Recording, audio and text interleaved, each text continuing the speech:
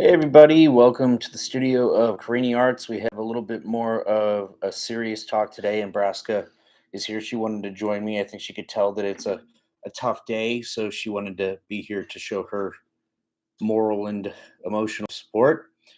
Funny enough, she kind of reminds me of Deanne's sort of spirit animal, and Deanne used to joke with me that she was a stray that would just show up at my door, which is kind of like the backstory of Braska. But Deanne Hastings, was a close friend of mine, somebody very important to me, somebody that inspired a lot of my work and just had a big role in my life.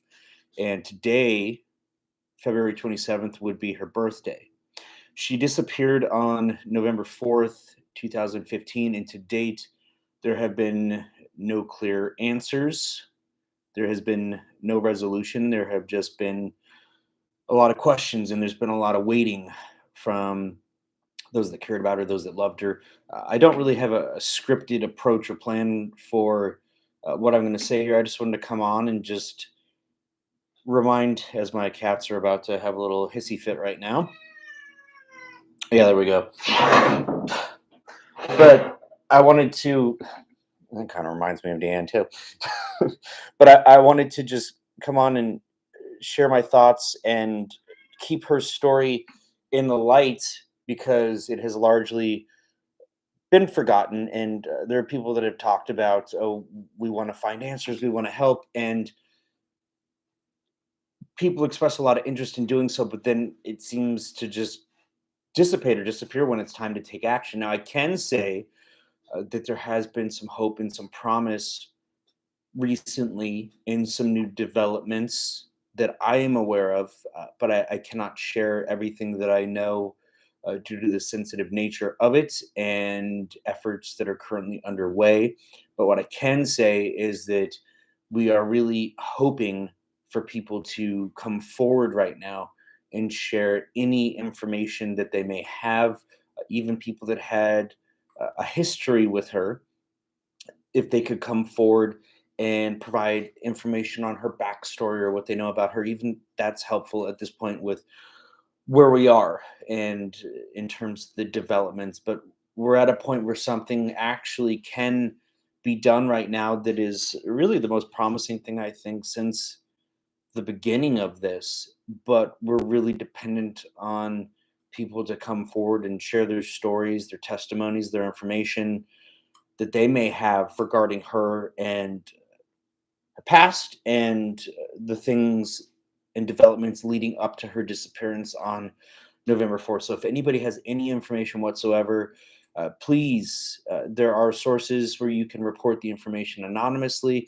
There is a newer detective on the case now, as opposed to the original detective. It's now Detective Guerin. And so there are new eyes on her story, and we could just really use all the support we can get because I know that what we're going to find out is not going to be anything positive in the sense of what happened because I have a strong feeling that I know what happened. But I think that it will be better to have some answers, at least for her family, for her kids. I think that they deserve that. I know that I'll probably never really be able to personally make peace with this in a sense. I loved her and still love her dearly, and she means so much to me. And that's why I continue to share her story. I feel like after a period of time, even those that loved her, there was a lot of silence, and people just kind of tried to let it go. And I understand that. I understand where that comes from. But I can't because I made her a promise that I would always look after her, and to an extent, I know that technically it's not upon me, but I know in my heart that I failed her by not being there when all of this stuff happened. And I will always ask myself what I could have done differently to change it. And there is something that I could have done differently, I'm sure. Would it have been the right thing to do at the time? I don't know, but hindsight is 2020 in many cases. And I just know that the time that I did not push for her to remove herself from a situation, she didn't come back. And so that's where we are now. But I will still continue to fight for her. She called me her wings. I have them tattooed on my back because of her. I don't fill them in or color them or change them because this is how she remembered them. And I still feel like she reaches out to me in different ways. And I think that she appreciates that there are people that are still fighting for her and sharing her story and trying to bring justice, whatever that may be, to this really sad and tragic ending for her. Um, it's interesting because when somebody dies young, and I say that because I and those that know her and know of the circumstances around this, we have sort of this understanding and this gut feeling that we know what happened. Um, but when somebody dies young, you always remember them young, and so she will always be remembered as young and beautiful because she never had a chance to get old, and she was in a period where she had overcome a lot, and she really was doing well, doing better for a good amount of time, and she really was on an upward trajectory, and it's so sad that it's at that time that she was taken from us. So please, if you could help me share her story right now, aside from the things going on behind the scenes and trying to collect testimonials and what's called victimologies, basically people providing statements about her habits, her patterns, her behaviors, characteristics about her. Aside from that, I've really been trying to target reaching out to all the publications and the media that have covered her story before, because I figured if they've covered her story before, that they're more inclined to want to do a follow up. But because we haven't had any clear cut new information that we're allowed to reveal, we're not really able to do that at this point.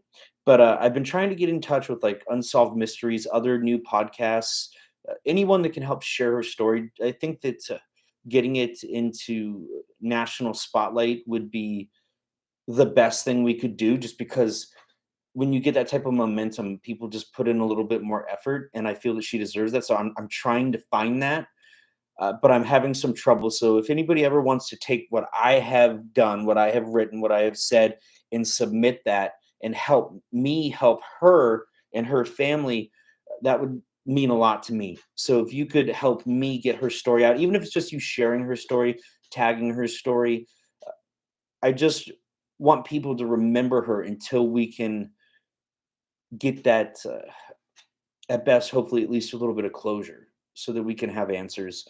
And I don't want to say move on because she'll always be with me, but that would mean a lot. And so I ask for your help.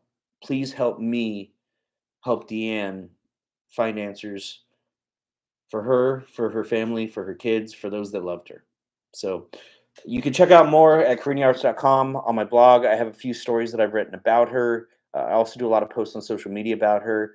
And I've got a couple other YouTube videos. So if you want, you can check that out. I just try to share what she means to me. I have no,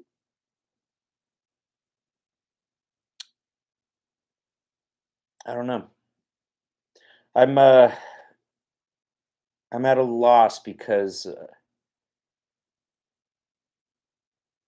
we do have this opportunity, I feel right now, to kind of move things forward, and we're just hitting some stumbling blocks. But I think that Deanne chose me in the sense that she did because she knew that I would always find creative ways to work around those and to move forward and find ways to get things done when it felt like there was no way or seemingly no way to do so. So I'm going to continue to do that and do my part and keep my word to her. In life, in death, a promise is a promise. If a man isn't good for his word, what's he good for?